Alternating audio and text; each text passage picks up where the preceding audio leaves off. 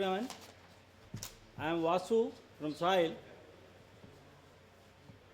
I am just making a presentation from the woman's perspective. It is gender relationship and soil health management. As I work related to diversity-based ecological farming systems with 300 women group, so I have an opportunity to share with them, to observe them, to get information from them, and whatever I have got, that I am going to share with you now, sir. You can see this photo, the soil and the woman's hand actually. She is just trying to see whether soil is really productive or healthy or not.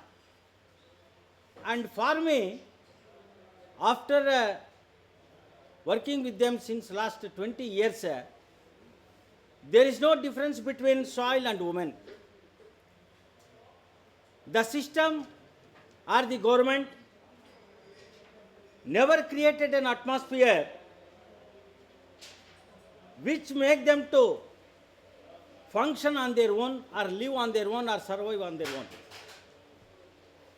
And the second one is that both are malnourished, the woman and the soil. And both are hungry and thirsty. And both are considered as just as a product, but not as treated as a living being. And both are tired. With this introduction, let me share with you with a statement from a woman, a farmer, a senior person. She says, a healthy mother alone can give birth to a healthy child. Similarly, only healthy soil can produce healthy crops. She is by name Mangamma from one of the rural village, remote village in Kolar district. So this statement indicates that women gave the primary importance to maintain soil fertility and productivity on sustainable basis. So for her, the development of soil humus and maintaining soil quality was given the top priority. She used to give top priority for that. Our women with whom I am working with, the knowledge, the wisdom, the experience and the intelligence managed to grow diversified crops to address nutritional security not only to the humans but also to the soils. It begins with soil actually.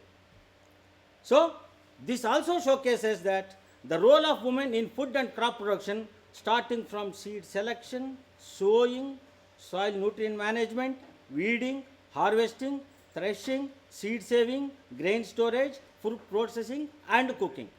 This is what I have seen when I used to work with them.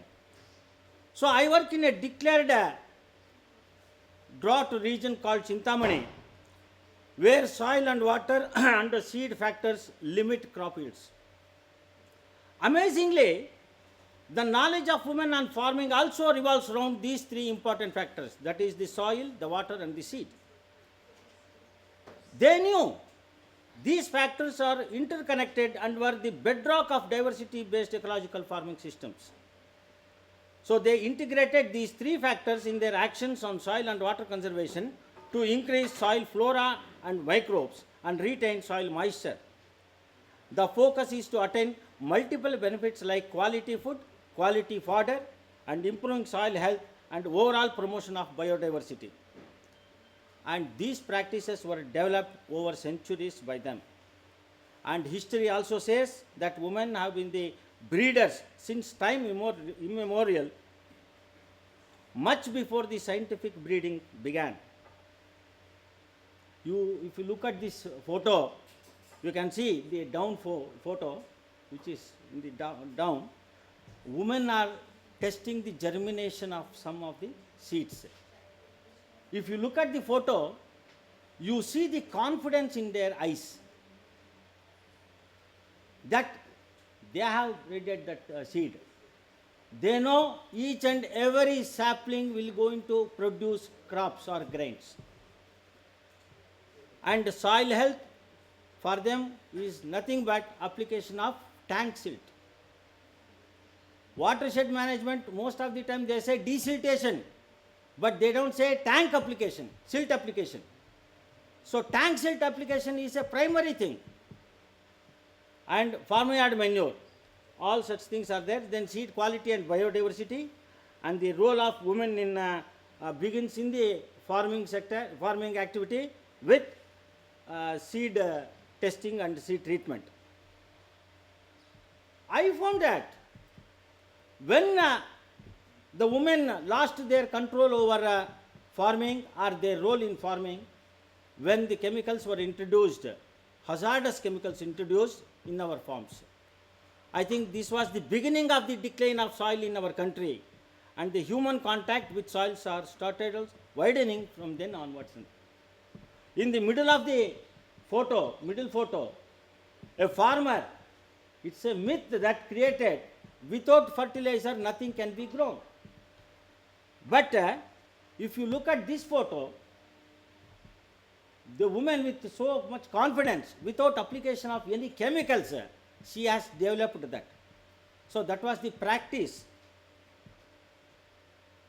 And she says the biodiversity shrinking, which were already discussed earlier, now out of 230 greens, including some of the wheats what we call now, those were considered as food products.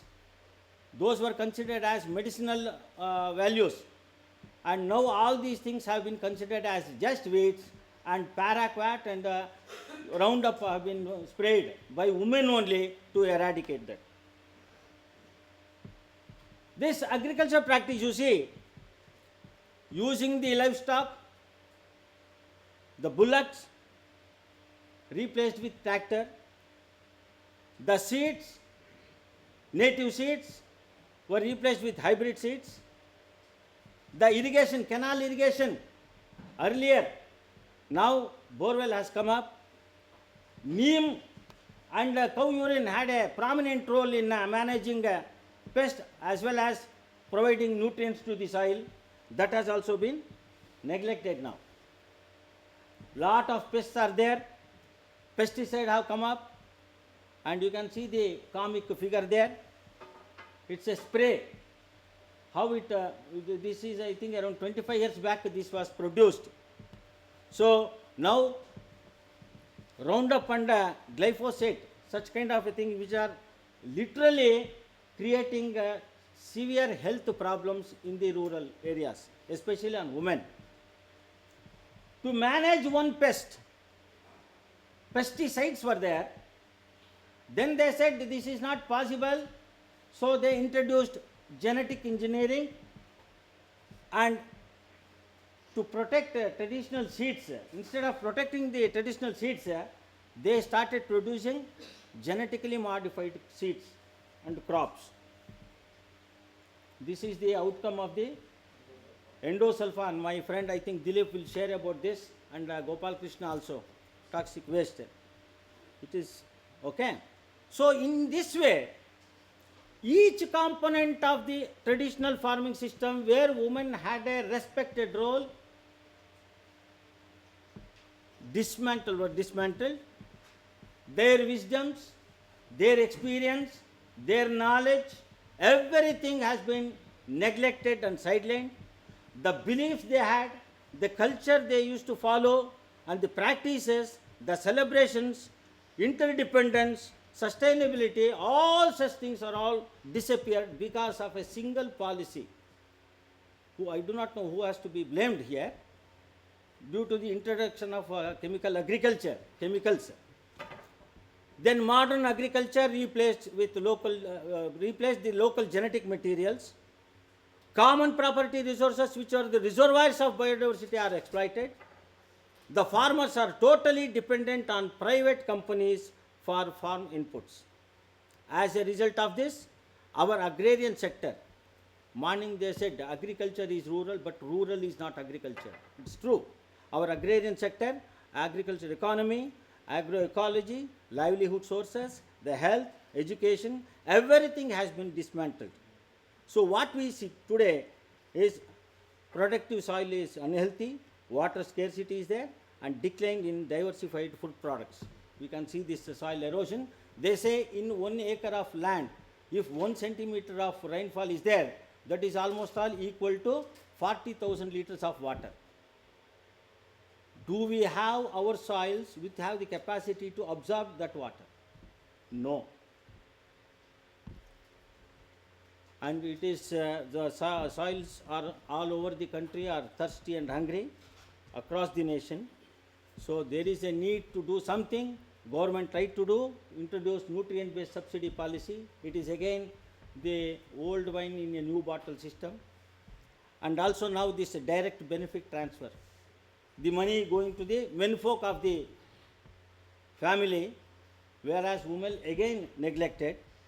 And I still consider agriculture as a state subject.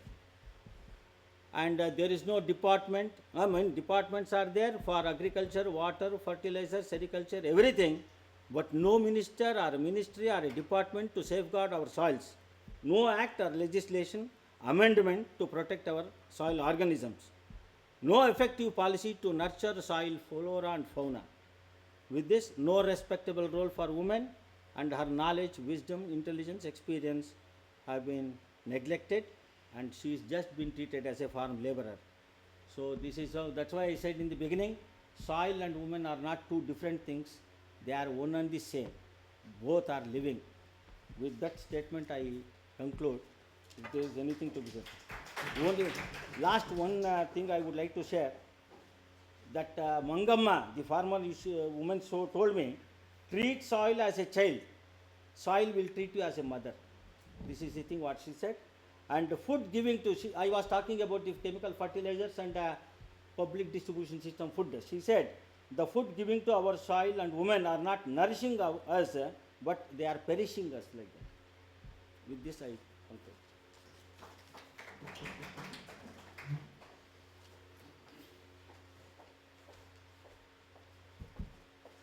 Thank you, sir. Right in time.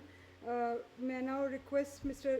Selva Mukilan from MS Swaminathan Research Foundation.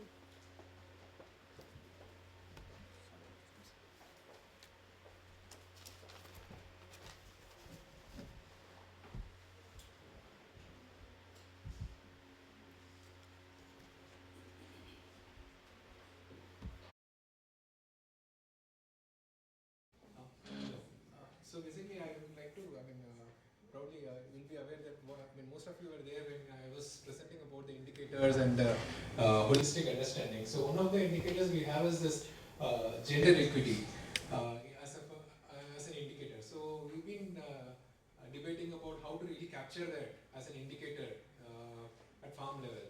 So we went ahead with saying that the ratio of women participation, women labor to the total labor as an indicator, and higher the women participation, it's better.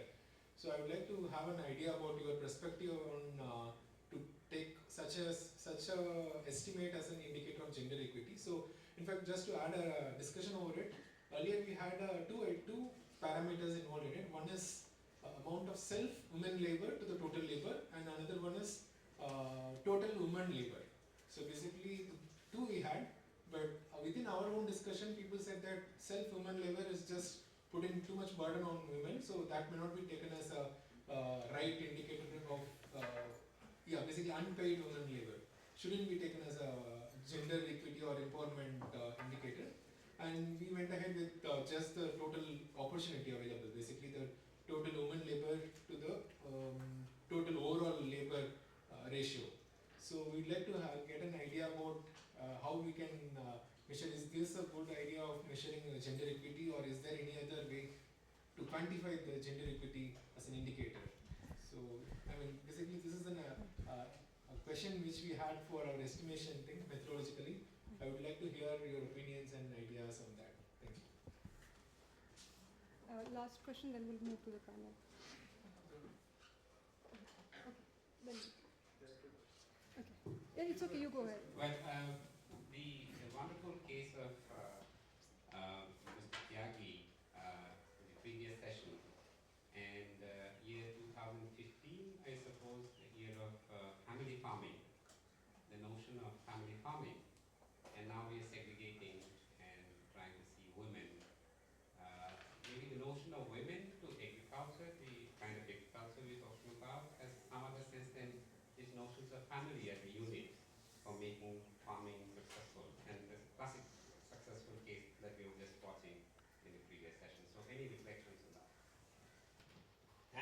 the questions and reflecting about our presentations. Number one, first thing is related to whether it is deteriorating or dead soils. No, I said that's taken for granted. No, I said, which is the lens you are looking for? it is Indian lens only. We are not looking at the from the foreigner's point of view.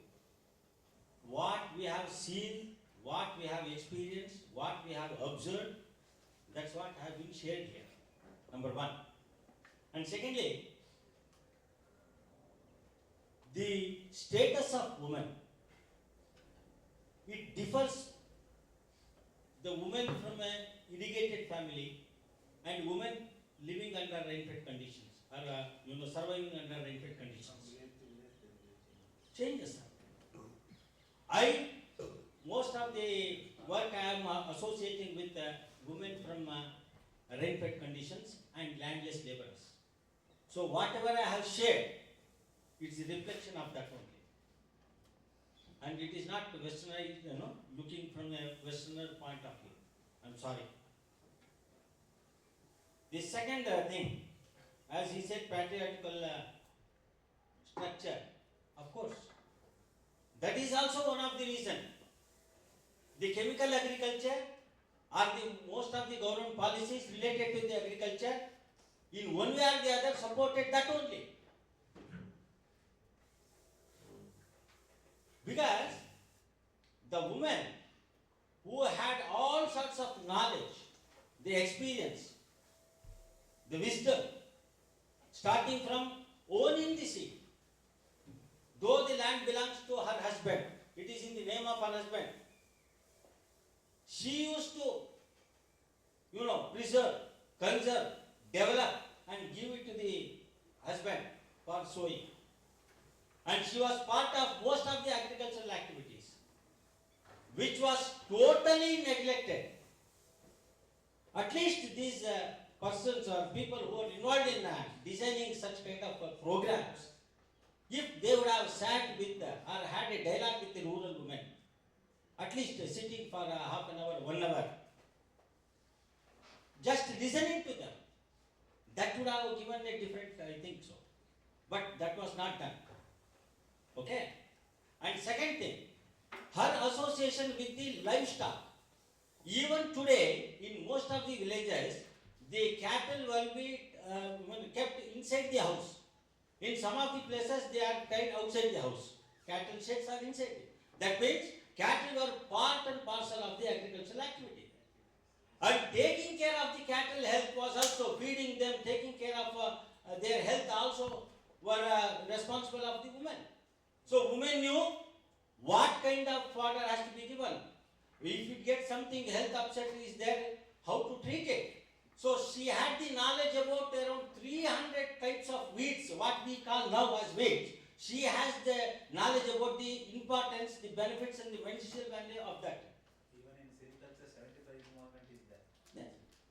75%. Okay, so because of this practical, that's why when they design about the programs, when they design about schemes, I think there is a need.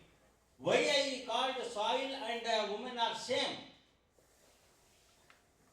They say women and food security. Because both do reproductive functions and we are reducing them to just that. That's the biggest problem in our discourse. That's why. Yeah, because you're sort of almost saying reproductive function, what a great stuff, man. That's not what even Western literature on gender tells you, sir. Right? So therefore I'm saying, No. What are we getting at? Please remember. Please listen what I am sharing. I allow you to speak. You are So I think we can take this conversation outside. See, listen what you said. At least you should have patience to hear what I say, no? So we'll move on. Okay, sure. See, food and food security. Food is nutritional food. How food comes in, nutritious food is there? From a plant. How plant can give nutritious food? From the soil. How soil can produce the nutritious food? We should have nutrients in that. How nutrients can be there? It is because of soil microbes. Same thing applicable to women also.